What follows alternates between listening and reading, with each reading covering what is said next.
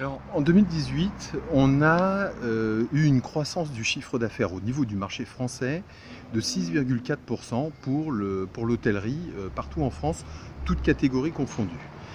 C'était pas complètement homogène, 2% dans les régions, 12% à Paris qui rattrapait son retard lié aux attentats et 5% sur le marché azuréen. La Côte d'Azur a évidemment subi un recul en 2017 lié aux attentats, mais là aussi s'inscrit dans une dynamique de croissance qui est très forte et donc va aussi abonder dans cette tendance autour de 3% de croissance sur le marché de l'hôtellerie.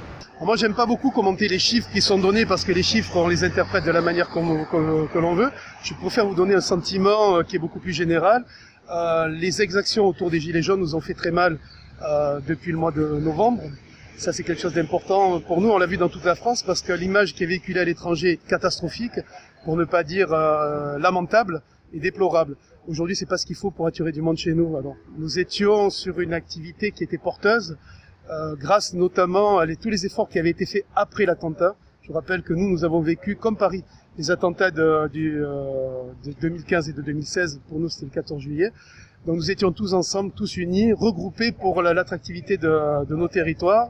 Et on est arrivé à rebondir comme il se doit sur la ville de Nice et sur la Côte d'Azur, sur des années 2017 qui étaient de bonnes années, laissant augurer une année 2018 qui était très bonne.